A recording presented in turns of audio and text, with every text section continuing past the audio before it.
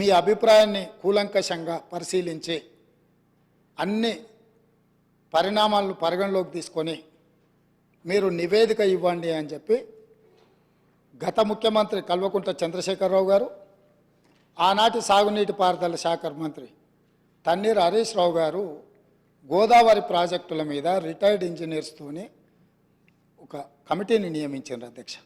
ఆ కమిటీ ఇచ్చిన నివేదికను తమ ద్వారా ఈ సభ రికార్డులోకి మొత్తం తేదలుచుకుని ఇందులో కొన్ని అంశాలను మాత్రము నేను చదివి వినిపిస్తాను. ఆనాటి పత్రికలలో వచ్చిన వార్తలను కూడా నేను చదివి వినిపిస్తాను కొంతమేరకు. ఈ మొత్తం రికార్డును నేను సభలో రికార్డు ప్లే చేయదలుచుకున్నాను. నేను ఈ చదివి వినిపించిన తర్వాత ఈ టోటల్ రికార్డు సభ దీంట్లోకి తీసుకోవాల్సిందిగా తమరి నేను విజ్ఞప్తి చేస్తున్నాను. ఈ report of committee barrages and Godavari and Pranahita Chevella ఈ కమిటీని ఆనాటి ముఖ్యమంత్రి చంద్రశేఖరరావు గారు నియమించి 14 పేజీల కమిటీ నివేదిక ఇచ్చింది. ఎవరు అధ్యక్ష ఇందులో ఇంజనీర్లు ముఖ్యమైన వాళ్ళు? B Anantharamulu, B Venkata Ramarao, S Chandramouli, G Damodar Reddy, M Shyam Prasad. 5 మంది ఇంజనీర్లతో ఆనాటి ముఖ్యమంత్రి, సాగునీటి పారుదల శాఖ మంత్రి ప్రాణహిత చేవెళ్ల ప్రాజెక్టుల మీద తుమ్మిడి హెట్టి దగ్గర కాకుండా ఇతర ప్రాంతాలలో నిర్మించడానికి అవసరమైన రీడిజైనింగ్ ఇక్కడ పునాది పడ్డది. ఈ పునాది పడ్డ తర్వాత వీళ్ళు పూర్తి స్థాయిలో మొత్తం గోదావరి జలాలకు సంబంధించిన హిస్టరీని మొత్తం ఇందులో పొందుపరిచింది. ఇదే కాకుండా వీళ్ళు aerial survey, physical survey, topo sheets survey చేసి మొత్తం ఒక నివేదికను తయారు చేసి ఇచ్చారు. అందులో పేజ్ నెంబర్ 5లో alternate locations for barrage. The members of retired engineers forum have conducted the aerial survey on 24/3/2015 to examine the feasibility of proposed site and feasibility of alternative sites on Pranahita River, etc. After detailed topo sheet study and as per site plans, the following alternative are proposed. అంటే మేము అన్ని రకాలుగా topo షీట్లను కానీ aerial సర్వేలు చేసి వీటన్నిటిని ఆధారంగా ప్రభుత్వానికి మేము నివేదికలు ఇస్తున్నామని. అంతకంటే ముందు అధ్యక్ష పదే గత ప్రభుత్వం ఏం ప్రయత్నం చేయలే. ఉమ్మడి రాష్ట్రంలో తెలంగాణకు తీరని అన్యాయం చేసినారు. ఆనాటి ముఖ్యమంత్రులు ఏం పని చేయలేదని వారు ఏదైతే మంత్రి గారు ఆరోపణలు చేస్తున్నారో, వీళ్ళు నియమించిన రిటైర్డ్ ఇంజనీర్లు పొందుపరిచిన అంశాలను కొన్నిటిని ఉమ్మడి రాష్ట్రంలో జరిగిన ప్రయత్నాలను కూడా ఈ సభ ద్వారా తెలంగాణ సమాజానికి నేను చెప్పదలుచుకున్నాను అధ్యక్ష. ఎందుకంటే వాస్తవాలనే ఇక్కడ చర్చించాలన్న ఆలోచనతోటి మనం ప్రత్యేకమైన చర్చను మా మంత్రివర్యులు ఉత్తమ్ కుమార్ రెడ్డి గారు దాదాపుగా నిద్రపోని రాత్రులు గడిపి, నాకు తెలిసి వారు సరిహద్దుల్లో సైనికుడుగా మోహరించి యుద్ధాన్ని ఎదుర్కొని వచ్చిన సైనికుడు సరిహద్దుల్లో కూడా వారంత బరువైన గుండెతో ఉన్నారో లేదో నాకు తెలీదు. వీటిని వారు రోజుల కొద్దీ ఈ తెలంగాణ ప్రాజెక్టుల మీద జరుగుతున్న పరిణామాల మీద చూసి బరువెక్కిన గుండెతోని కొన్ని వాస్తవాలను ఈ సభ దృష్టికి తీసుకొచ్చే ప్రయత్నం చేస్తే జరిగిన తప్పులను వారు చేసినందుకు తెలంగాణ సమాజానికి క్షమాపణ చెప్పడం ద్వారా మంత్రి గారిని అభినందించి భవిష్యత్తులో ఎట్లా ముందుకెళ్దామని వారు కొన్ని సూచనలు చేస్తుంటే సమాజం వారిని కొంతమేరకైనా వారిని అభినందిస్తుండే. కానీ ఎదురుదాడి పూర్తిగా అంటే మంత్రి గారు వాస్తవాల ప్రాతిపదికన ఇచ్చిన పవర్ పాయింట్ ప్రజెంటేషన్ కూడా తప్పుల తడక అని చెప్పి దూషించడం ద్వారా గతంలో జరిగిన తప్పులను కప్పిపుచ్చుకోవడానికి తీవ్రమైన ప్రయత్నం చేస్తున్నారు అధ్యక్ష. అందుకే ఉమ్మడి రాష్ట్రం మనకు తీరని అన్యాయం జరిగింది, సాగునీటి ప్రాజెక్టులు ఎక్కడొక్కడ ఆగిపోయినాయని నీళ్ల కోసం కొట్లాడిన తెలంగాణ సమాజం ఉమ్మడి రాష్ట్రంలో న్యాయం జరగదన్న ఆలోచనతోనే ప్రత్యేక తెలంగాణ రాష్ట్రం రావాలి, ప్రత్యేక తెలంగాణ రాష్ట్రం కావాలి అన్నారు. తెలంగాణ ఇచ్చింది మేమే, తెలంగాణ తెచ్చింది మా వాళ్ళు. అక్కడ ఉన్నాడు పొన్నం ప్రభాకర్ గారు, రాజగోపాల్ రెడ్డి గారు, వివేక్ వెంకటస్వామి గారు. ఈ సభలో చాలామంది పెప్పర్ స్ప్రేల బారిన పడి ఆనాటి మూకల దాడిలో ఎదురొడ్డి నిలబడి కొట్లాడి తెలంగాణ బిల్లును ఆమోదింపజేసిన సభ్యులు చాలామంది, అంజన్ కుమార్ యాదవ్ లాంటి వాళ్ళు, సురేష్ షెట్కార్ లాంటి వాళ్ళు, బర్లాం నాయక్ లాంటి వాళ్ళు, సిరిసిల్ల రాజయ్య లాంటి వాళ్ళు ఎంపీలు ఎంతోమంది ఉన్నారు అధ్యక్ష. ఇదంతా చరిత్ర కళ్ళగట్టినట్టు. పార్లమెంట్లో లైవ్ రికార్డులన్నీ తీయండి. ఆ రోజు బిల్లు ప్రవేశపెట్టినప్పుడు చంద్రశేఖరరావు గారు ఎక్కడుండే, ఈ సభ్యులందరూ ఎక్కడుండేనో ఒకసారి చరిత్రను కూడా చూడాల్సిందిగా తమకు విజ్ఞప్తి చేస్తూ ఉమ్మడి రాష్ట్రంలో జరిగిన కొన్ని అంశాలను నేను చదివి వినిపించదలుచుకున్నా అధ్యక్ష. Both Andhra Pradesh and Maharashtra government enter into an agreement in year 2012 for constituting interstate board and standing committee and coordination committee. Pranahita Chevella project యొక్క నిర్మాణాన్ని అడ్డంకులను తొలగించడానికి ఆనాడు మహారాష్ట్ర ముఖ్యమంత్రి ఉమ్మడి ఆంధ్రప్రదేశ్ ముఖ్యమంత్రి కలిసి చర్చించి 2012లో ఇంటర్స్టేట్ బోర్డును కాన్స్టిట్యూట్ చేసిండ్రు, స్టాండింగ్ కమిటీని కాన్స్టిట్యూట్ చేసిండ్రు, కోఆర్డినేషన్ కమిటీని అంటే ఈ సమస్యలను పరిష్కరించుకోవడానికి కోఆర్డినేట్ చేయడానికి కూడా కమిటీని కాన్స్టిట్యూట్ చేశారు అధ్యక్ష. అదేవిధంగా during the recent meeting with honourable chief ministers of Telangana and Maharashtra. In continuation of that report, these engineers are made out certain points, saying that during the recent meeting with the Honorable Chief Ministers of Telangana and Maharashtra, it was suggested to reduce the submergence area to the extent possible. At its present FRL, the submergence area is 1850 acres patta land in Maharashtra, but no village is getting submerged.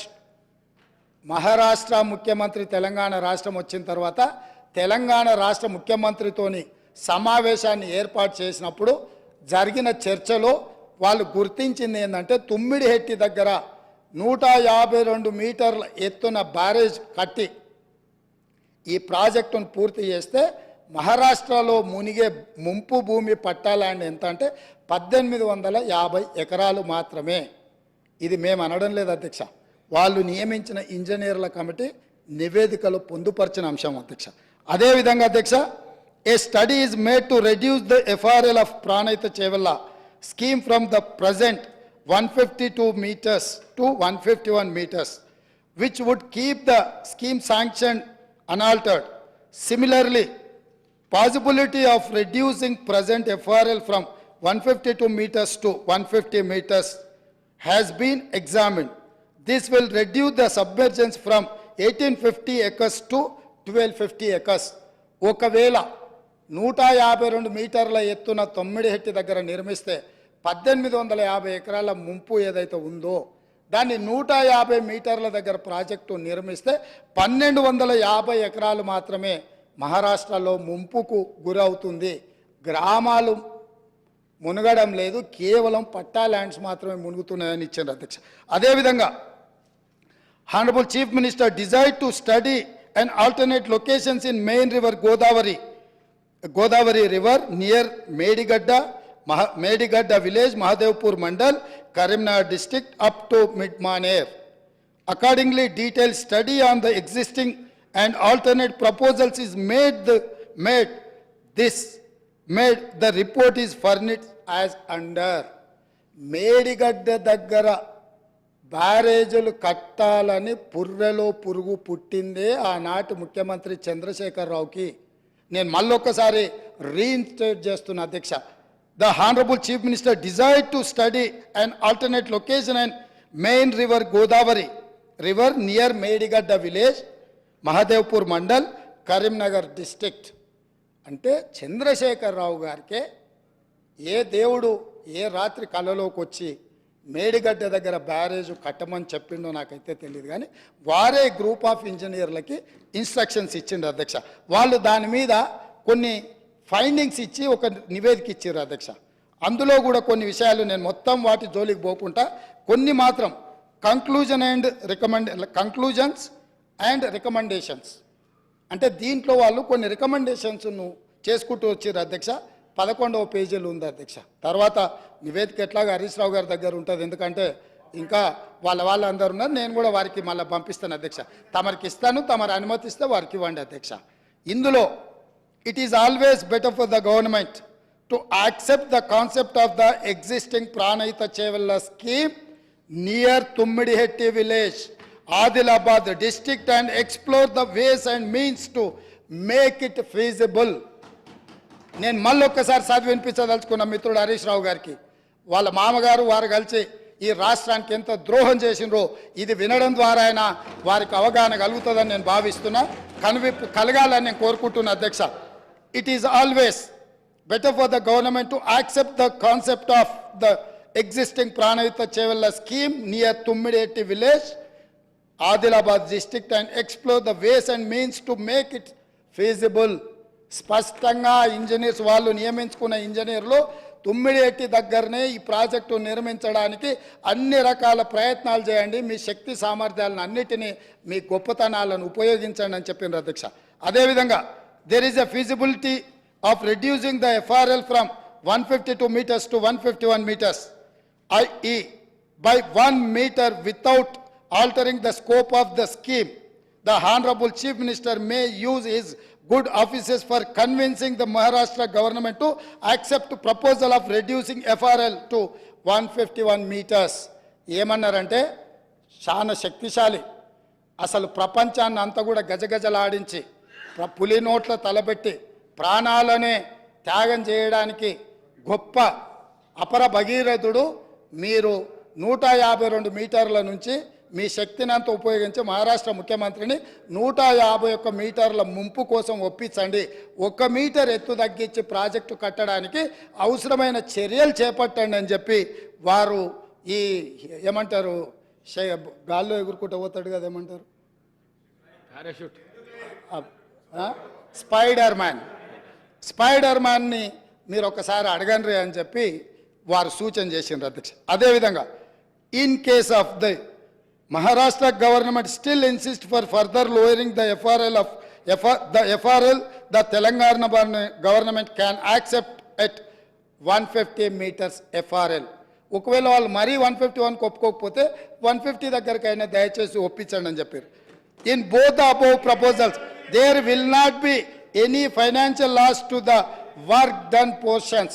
మీరు దీన్ని 150 మీటర్ల దగ్గరకైనా తుమ్మిడేటి దగ్గర project నిర్మిస్తే గతంలో ఖర్చు పెట్టింది కానీ భవిష్యత్తులో ఖర్చులు పెరగడానికి కానీ ఎలాంటి అవకాశం లేదు అని చెప్పి 11వ పేజీలో వాళ్ళు ఇచ్చిన నివేదికలో ఉంది అధ్యక్ష. అదేవిధంగా అధ్యక్ష 13వ పేజీ అధ్యక్ష, ఫైనల్ రికమెండేషన్స్ అంటే ఇంకా అన్ని ఎగ్జామిన్ చేసినాం, కంక్లూజివ్ రిమార్క్స్ ఇచ్చిండ్రు, తర్వాత ఫైనల్ రికమెండేషన్స్ ఇచ్చిండ్రు అధ్యక్ష 13వ పేజీలో. ఈ ఫైనల్ రికమెండేషన్లో ఏమన్నారో ఈ ఒక్క సెంటెన్స్ చెప్తా, ఈ తర్వాతైనా మిత్రుడు హరీష్ రావు గారికి కనువిప్పు కలిగి తెలంగాణ సమాజానికి వారు క్షమాపణ చెప్తారు చంద్రశేఖరరావు గారి తరఫున అని నేను భావిస్తున్నా అధ్యక్ష. The proposal of construction of a barrage on main Godavari near Medigadda village and lifting 160 TMC of water to mid-Maner reservoir is not desirable. Very clear, crystal clear and loud. They have said, ఇది ఉపయోగం లేని నిరుపయోగమైన ప్రయత్నము. నేను మళ్ళొక్కసారి చదివి వినిపించే రికార్డులోకి ఈ విషయాన్ని అంతా తీసుకురాదలుచుకున్న అధ్యక్ష. The proposal of construction of a barrage on main Godavari near Medigadda village and lifting 160 TMC of water to mid-Maner reservoir is not desirable. 5 మంది ఎవరు అధ్యక్ష దీంట్లో సంతకం పెట్టింది, నివేదిక ఇచ్చింది? తెలంగాణ కోసం కొట్లాడిన ఇంజనీర్లు అధ్యక్ష. నీళ్లకు మన తెలంగాణ ఎట్లా బాగుపడుతుందో అని చెప్పిన ఇంజనీర్లు, ఆ ఇంజనీర్లు B Anantharamulu, P Venkataramarao, S Chandramouli, G Damodar Reddy, M Shyamprasad Reddy 5 మంది ఇంజనీర్లు కష్టపడి అన్ని పరిశీలించి పూర్తి స్థాయిలో ఒక ఎక్స్పర్ట్ కమిటీ రిపోర్ట్ 14 పేజీలతో ప్రభుత్వానికి ఇస్తే ఆ రోజు సాగునీటి పారుదల శాఖ మంత్రి హరీష్ రావు గారు, ఆనాటి ముఖ్యమంత్రి చంద్రశేఖరరావు గారు ఈ నివేదికను తొక్కిపట్టి మసిబూసి మారేడుగాయ చేసి మేడిగడ్డ దగ్గర బ్యారేజీలు కడితే తెలంగాణకి ఏదో మేలు జరుగుద్దని 38,500 కోట్ల రూపాయల నుంచి 1,47,000 కోట్ల రూపాయలకు ప్రాజెక్టు అంచనాలు పెంచినరు. ఒకవేళ పెంచి అంచనాలతో నిర్మించినా అది ఉండి తెలంగాణ బీడులు వారిన భూములకు ఒకవేళ పచ్చని పైర్లు బండిని ఉంటే ఈ లెక్కలు ఈ ఉత్తమ్ కుమార్ రెడ్డి గారు రాత్రి మగళ్ళు కష్టపడి ఈ పవర్ పాయింట్ ప్రజెంటేషన్లు ఇవన్నీ చెప్పాల్సిన అవసరం లేకుండా అధ్యక్ష. ఇదే కాదు అధ్యక్ష, పదే మా మిత్రులు అసలు చంద్రశేఖరరావు గారు అంటే ఏమనుకుంటురే, నీళ్ళకే నడక నేర్పిండు, అలా అసలు హంసకు కాదు అదేంది నెమలికి డ్యాన్స్ నేర్పిండు, అసలు అపర భగీరథుడు అని వాళ్ళు చెప్తున్నారు అధ్యక్ష. ఇది 23 సెప్టెంబర్ 2015 అధ్యక్ష. తమరు చూడాలి అధ్యక్ష, తమరు చూడాలి, సభ్యులు చూడాలి. సాక్షి పత్రిక సెప్టెంబర్ 23, 2015 నాడు, ఇవాళ ఏ తారీఖులు ఉన్నాం అధ్యక్ష? ఫిబ్రవరి 17, 2024 ఉన్నాం అధ్యక్ష. 9 ఏళ్ల కింద, దాదాపుగా 9 ఏళ్ల కింద అధ్యక్ష, మేడిగడ్డ మేడి పండేనా మిత్రులందరూ చూడాలి. ఆ రోజు సాక్షి పేపర్లో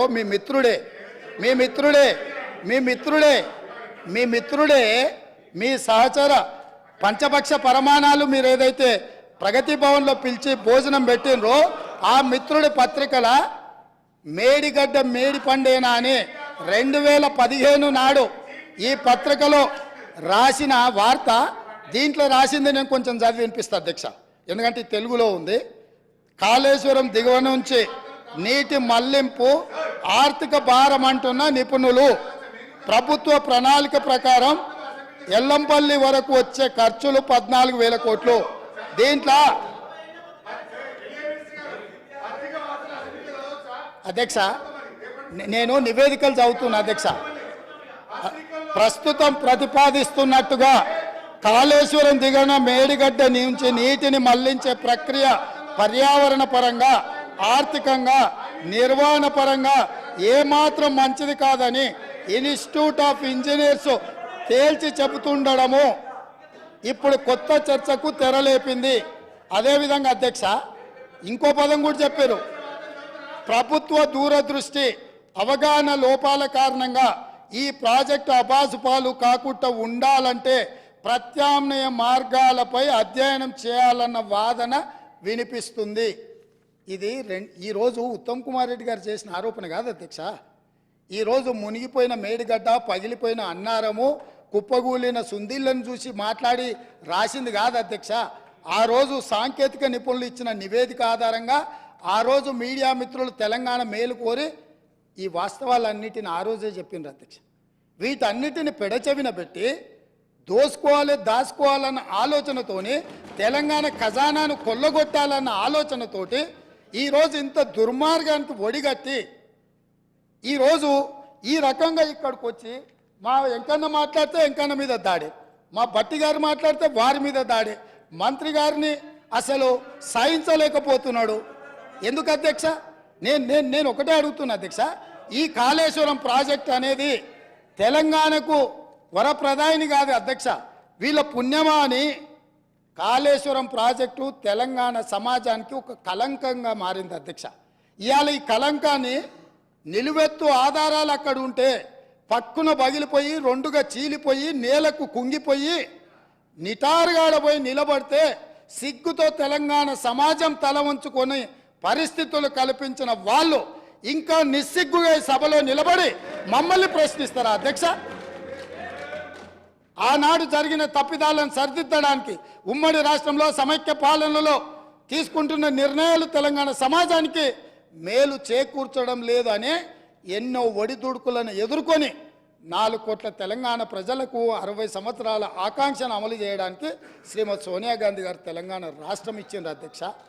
అట్లా ఇచ్చిన తెలంగాణను వీళ్ళని నమ్మి వీళ్ళ చేతిలో పెడితే 10 సంవత్సరాల దివాలా తీయించి కొల్లగొట్టి ప్రాజెక్టులు పక్కున బలిగిపోతుంటే దాని మీద క్షమాపణ చెప్పకుండా ఇంకా ఎదురుదాడేంది అధ్యక్ష? ఏంది ఇదా అధ్యక్ష పద్ధతి? ఈ నివేదికను కాదంటాడా? ఈ నివేదిక వాళ్ళు అధికారులను వాళ్ళు నియమించలేదంటాడా? లేకపోతే ఈ నివేదిక సంబంధం లేదంటాడా అని నేను అడుగుతున్నా అధ్యక్ష. ఇవాళ మాజీ మంత్రి హరీష్ రావు గారిని నేను నిలదీస్తున్నా. మీరు బాధ్యులు, మీరు ఈ దుర్మార్గాలకు పాల్పడ్డది మీరు. మిమ్మల్ని ఎందుకు 2014 నుంచి 18 వరకు మిమ్మల్ని చంద్రశేఖరరావు గారు మంత్రిగా కొనసాగించి 18లో ఎందుకు మిమ్మల్ని మంత్రిగా బర్తరఫ్ చేసిందని నేను అడుగుతున్నా. మీరు ఈ దోపిడీలో ఆ తర్వాత వచ్చిన చంద్రశేఖరరావు ఈ శాఖకు మంత్రి, ఈ పాపాలకంతా వాళ్ళిద్దరు కారణం కాదా అధ్యక్ష?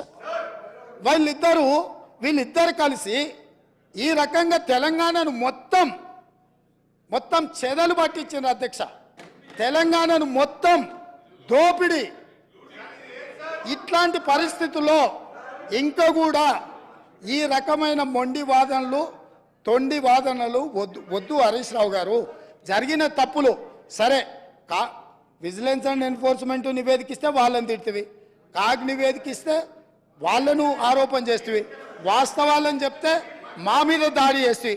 మరి మీరు నియమించుకున్న అధికారులు ఇచ్చిన నివేదికని ఇది కూడా తప్పుడు నివేదికనే అధ్యక్ష, ఇది కూడా తప్పుడు నివేదికనే అంటాడా? అంటే ఎటు పోతున్నాం అధ్యక్ష, మనము ఎక్కడికి వెళ్తున్నాము, ఏం చర్చ జరుగుతుంది అధ్యక్ష?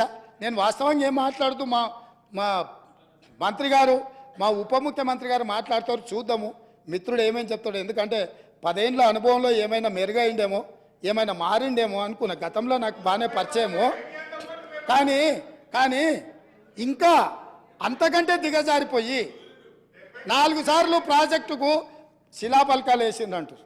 మంచిదే, ఫస్ట్ ప్రాణహితనే ఉండే, చేవెళ్ళ చెల్లమ్మ అడిగితే చేవెళ్ళ దగ్గరకు వచ్చింది. శిలాపలకం వేయొద్దా? ఇవాళ వారి పక్కనే ఉంది కదా చేవెళ్ళ చెల్లమ్మ. ఎందుకు ఆ అక్క కూడా చెప్తలేదు హరీష్ నువ్వు మాట్లాడేది తప్పని? చేవెళ్ళ ప్రాజెక్ట్ ఆగిపోతే అక్కతో పాటు మేము కూడా ధర్నాకు పోయి లోపలికి దిగినాం కదా. వీళ్ళు వచ్చినాక దుర్మార్గం జరిగింది, చంద్రశేఖరరావు ముఖ్యమంత్రి అయినాక దుర్మార్గం జరిగింది. మెదక్ జిల్లాకే పరిమితం చేసుకున్నాడు, రంగారెడ్డి జిల్లాను ఎండబెట్టిండు, చేవెళ్ళ, వికారాబాద్, పరిగి, తాండూరు వరకు ఇవ్వాల్సిన గోదావరి జలాలను చంద్రశేఖరరావు దిగమింగిండు, మల్లన్న సాగర్కి ఆపేసిండని అక్క ధర్నా చేయలే. తమరు కూడా వచ్చింది కదా అధ్యక్ష.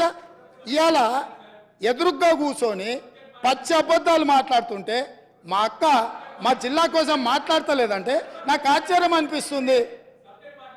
సబ్జెక్టే ఇది.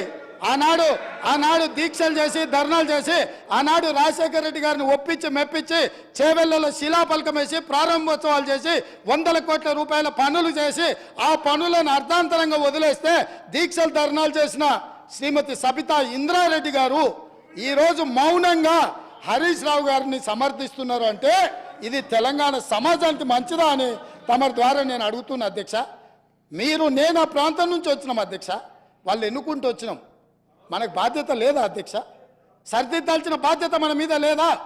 ఎదురుగా ఉండి 6 అడుగులు నిలబడి ఆయన అబద్ధాలు చెప్తుంటే అక్క ఒక్క మాట కూడా తమ్మి ఇది తప్పు అని అనకపోతే ఎట్లా? అక్క బాధ్యత ఏంది? అక్క బాధ్యత ఏంది?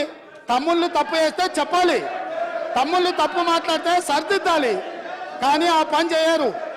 ఎందుకు అని అంటే రంగారెడ్డి జిల్లా ఎండిపోయినా సరే, మన ప్రాంతం పడావు పడ్డా సరే, ఇది అధ్యక్ష ఆ స్కూల్ ట్రైనింగ్ అట్లాంటిది. నేనేం తప్పు పడతలేను. ఆ బడిలో చేరంగానే సిలబస్ అట్లా తయారవుతుంది.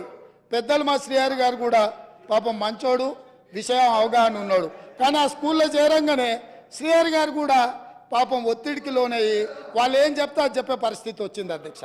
అందుకే అధ్యక్ష ఈ చర్చల కంటే కూడా నేను ఒక్కటే మాట అడుగుతున్న మిత్రుడు హరీష్ను, ఆయన ఏం చెప్పదలుచుకున్నా ఏమన్నా చెప్పని, జరిగిన తప్పులకు క్షమాపణ చెప్పి ఇప్పుడు ఏదైతే సిట్టింగ్ జడ్జో లేకపోతే రిటైర్డ్ జడ్జో విచారణకు వచ్చినప్పుడు వాళ్ళ దగ్గరికి వెళ్ళి కన్ఫెషన్ స్టేట్మెంట్ ఇచ్చి ఎవరి ఒత్తిడి వల్ల వారి రకంగా ఈ తప్పిదాలకు సంతకాలు పెట్టిండో మంత్రిగా ఉన్నప్పుడు కన్ఫెషన్ స్టేట్మెంట్ ఇచ్చి ఒప్పుకుంటే భవిష్యత్తులో దీన్ని ఎట్లా బాగు చేయాలనో దాని మీద ఆలోచన చేద్దామని తమరి ద్వారా వారికి విజ్ఞప్తి చేస్తున్నా అధ్యక్ష.